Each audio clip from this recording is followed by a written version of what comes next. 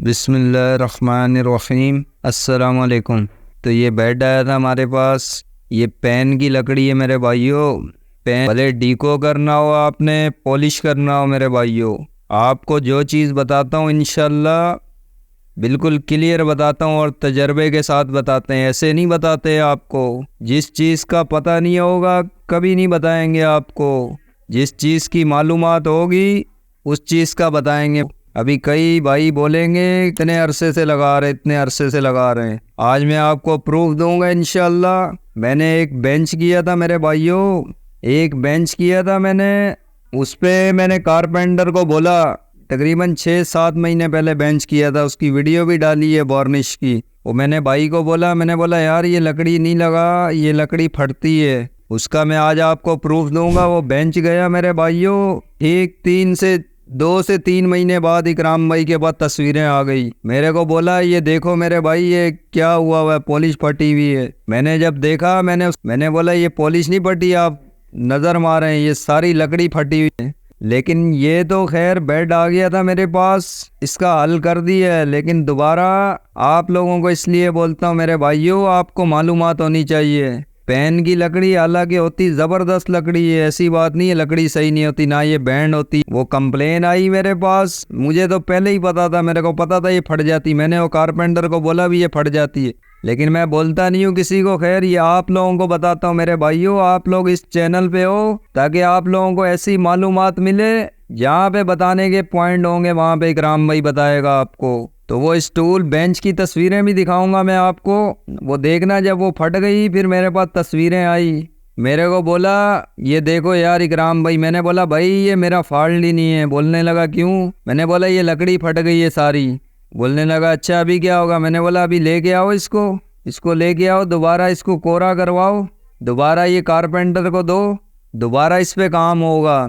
जो खर्चा पहले आया था उससे भी ज़्यादा आएगा, क्योंकि पहले इसको रिमूव करना पड़ेगा, फिर दोबारा जो है ना इस पे काम होगा। तो ये मैंने तो इसका हल कर दिया मेरे भाइयों। ये देख लें आपके सामने, इसके ऊपर जितनी जगह पे पूरी टक्कर ही सामने की पटास से भरी हुई है। आपको दिखाया भी है मैंने वीडियो के अंदर बिल्कुल क्लियर। तो मैंने तो इसका हल कर दिया, सारे पे एल्फी करके पतरी के साथ फिलिंग मार दी है। क्योंकि ये बेड कहीं और का था, ये यहाँ का नहीं था मेरे भाइयों, कराची शहर का। तो इस वजह से मैंने तो इस पे प्रॉपर काम कर दी है ताकि इसके अंदर कंप्लेन नहीं आएगी इंशाल्लाह। वो बेंच उस पे काफ़ी मेरे भाइयों बल्लियाँ लगी हुई थी। कारपेंटर भाई को बोला भी, मैंने बोला ये लकड़ी सही नहीं है मेरे भाई, लेकिन आप इधर बताओ किसी को, कोई मानता ही नहीं है मेरे भाइयों। मेरे भाइयों इकराम भाई ऐसे कभी भी आपको नहीं बोलेगा। हालांकि इकराम भाई ये जिस भाई ने बनाया ना दोस्त है मेरे भाइयों, लेकिन मैंने उसको भी बोला, मैंने बोला ये लकड़ी तूने सही नहीं लगाई। इस लकड़ी के ऊपर कंप्लेन आती है मेरे भाइयों पॉलिश के अंदर, वो मैं तस्वीर भी दिखाऊंगा आपको, आप लोग देखना। लेकिन इसका हल बता रहा हूँ, अगर कहीं पे लगी भी हो किसी पॉलिश वाले भाई के पास, कहीं पे लगी भी हो, आपने एल्फी करके मेरे भाइयों ये पतरी से फिलिंग कर देनी है ताकि इसकी जितने जॉइंट फटे हुए हैं बिल्कुल अंदर तक घुसनी चाहिए। एल्फी अंदर तक घुस जाएगी फिर मजीद नहीं फटेगी मेरे भाइयों इंशाल्लाह। हमने अपनी तरफ से मेरे भाइयों बिल्कुल तसल्ली करनी होती है काम के ऊपर। अपनी तरफ से इंशाल्लाह जो करते हैं, जितनी मालूमात रखते हैं उस हिसाब से करते हैं। लेकिन वो बेंचों के ऊपर मैंने फिलिंग नहीं की थी, मैंने डायरेक्ट लापी भर के रेगमाल करके वार्निश में किए थे मेरे भाइयों। वो बेंच वार्निश में किया था। इस पे फिलिंग करने का मकसद ये होना भी डीको है मेरे भाइयों, और ये जाना भी कहीं और। लेकिन ये आपको बता रहा हूँ मेरे भाइयों, ये जहाँ पे लगती है आप लोग पूछ लेना, इधर कमेंट्स कर देना, आपको मैं बताऊंगा ये कहाँ पे लगती है।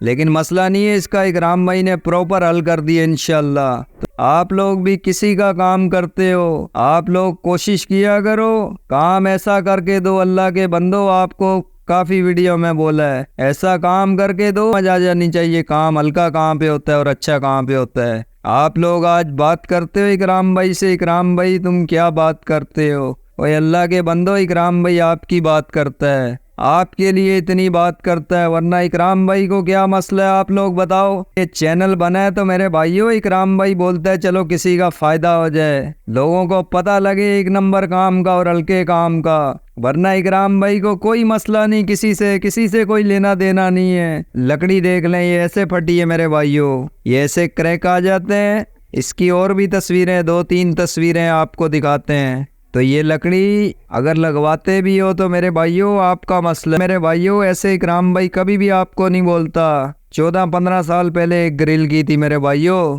वो ग्रिल हमने की करके आए, ठीक 2 महीने के बाद जो है ना हमारे को कंप्लेन आ गई, बोला ये लकड़ी सारी फट गई है। पॉलिश वाले का काम थोड़ी है लकड़ी के साथ, पॉलिश वाले ने पॉलिश मारनी होती है। इससे भी ज्यादा फटी थी। फिर उस पे दोबारा जो है ना कारपेंटर ने ग्राइंडर लगाया, उसके ऊपर फोक्सियां पूरी भरी, उसके बाद जाके दोबारा हमने पॉलिश की। लेकिन इसके अंदर ज्वाइंट खुल जाए, लकड़ी फट जाए, इसके अंदर पॉलिश वाले का कोई फॉल्ट नहीं होता मेरे भाइयों। दोस्तों के फोन आते रहते हैं, इकराम भाई ये ज्वाइंट क्रैक हो गया, ये मसला हो गया, वो हो गया। पॉलिश वाले का काम नहीं होता मेरे भाइयों, ज्वाइंटों का काम हमेशा कारपेंटर का होता है जिसने बनाने। लकड़ी फट जाए, कोई भी मसला हो जाए, उनका काम है। हमारा काम है सिर्फ पॉलिश करना। पॉलिश फट जाए, पॉलिश के अंदर डलके पड़ी हो, खड्डे हो, वो पॉलिश वाले का काम है। फिनिशिंग के अंदर मसला हो, कोई भी मसला हो, सुनपन हो या कोई भी मसला हो, वो इनका काम होता है मेरे भाइयों। बाकी आप लोग बताया करो, आप लोग बताओ, ये हमारा काम नहीं होता। आप लोग बताते नहीं हो, फिर इकराम भाई से पूछते हो अल्लाह के बंदो। और मसला नहीं है, पूछ भी लिया करो।